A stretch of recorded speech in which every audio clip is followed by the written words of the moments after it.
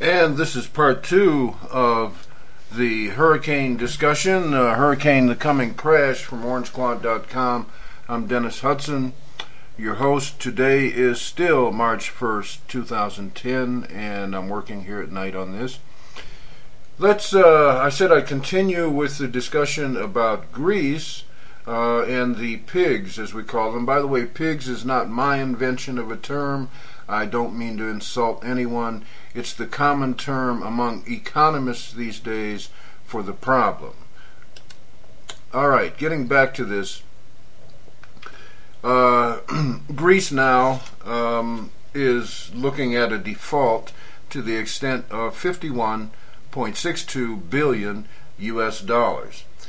And it's not likely they're going to come up with the cash to pay it. As I pointed out, that would take about $32,000 or $34,000 per Greek citizen, every man, woman, and child in the country of Greece. I said they would, if they can't get help from the European Union, they'll go to the IMF. And if they go to the IMF, International Monetary Fund, that's going to cause a run on Greek banks, which is really going to destabilize Europe pretty much. And their citizens, I pointed out, are moving their money out of the country to places like Luxembourg and what's the other, Switzerland, to Swiss bank accounts.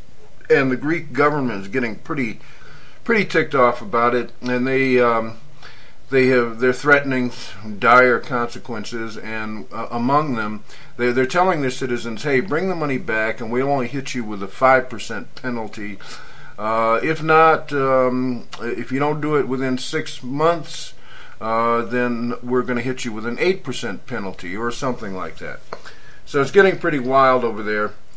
The issue with the pigs, I should point out, is not so much Greece, because as you can see, this is only, and I say only tongue-in-cheek, this is only $51.62 billion. It's not, in world terms, it's not a lot of money, but it's the implications of this for the other members of the pig group, Portugal, Italy, Ireland, and Spain, because if Greece can get away with defaulting, why not the rest of them? So that 51.62 billion in defaults all of a sudden starts to approach maybe, let's say, $1 trillion, or maybe $500 billion.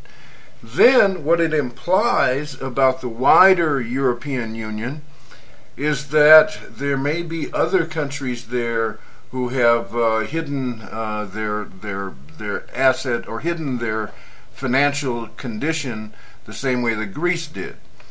So, which of course they have, one would be quite sure.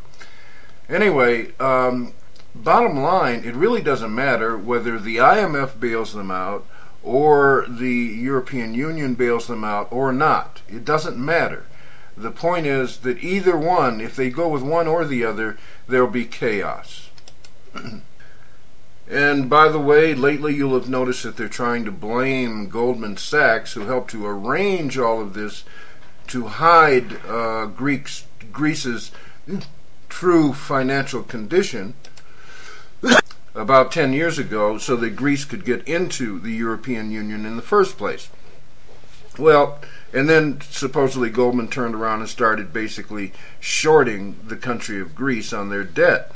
Well, it'll all come out, trust me, it's all going to come out in the wash that Greek banks were doing the same thing. You can't blame like Goldman for doing it. They're not big enough to short a country the size of Greece effectively. They just aren't. They had to have one heck of a lot of help, and you will find that in banks all over the world. That's where they got the help from.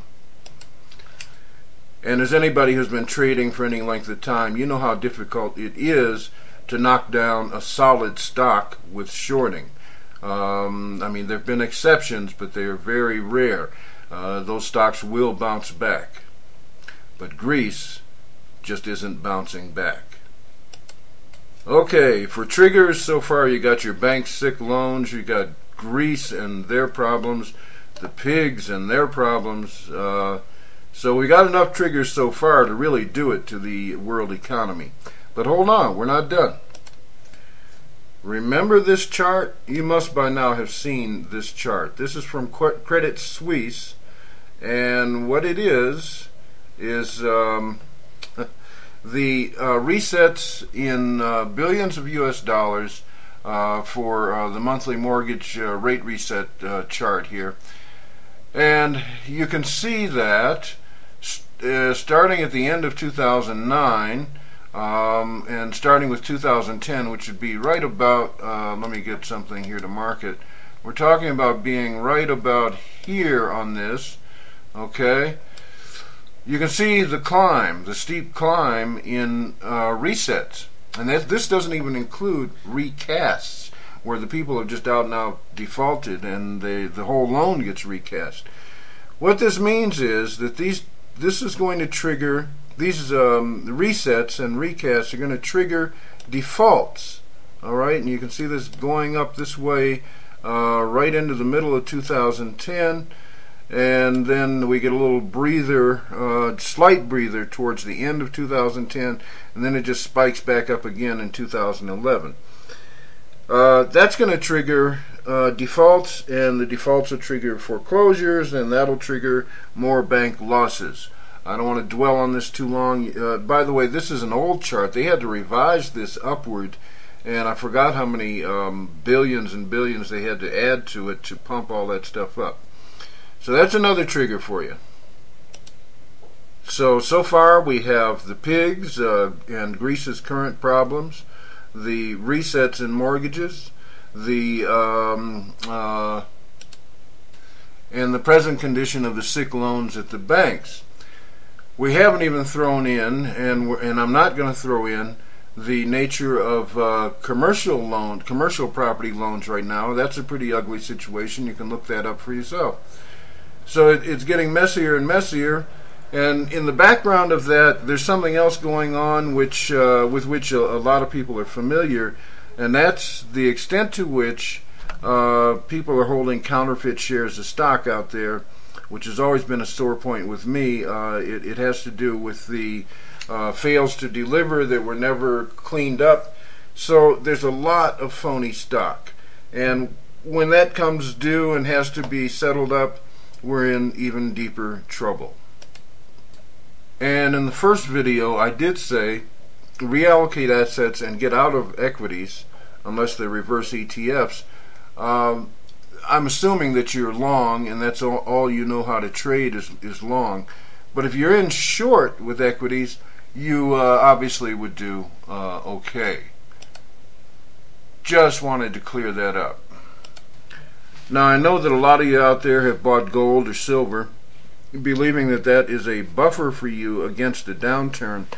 And in a temporary way, it may be, but I would strongly recommend to you that if that happens, you take your profit just a little ways up there, maybe a 20 or 30% gain or whatever it offers you in a very short term. Don't stick around, because that stuff, I don't trust it. It's going to come down, and I'm going to show you in the next video how governments can manipulate the price of gold or silver. Remember, governments' inflation schedules are based on the price of gold, really, or at least if not based on it, it's a reflection of it. They don't want to look bad, and I'm going to show you how that gets manipulated. Real estate, stay away. Just stay away for now. Give it another year or two, because we got another 20 or 30% down to go. Okay? Alright, I'm going to close this video for now, and we will get on to our next video here in just a moment.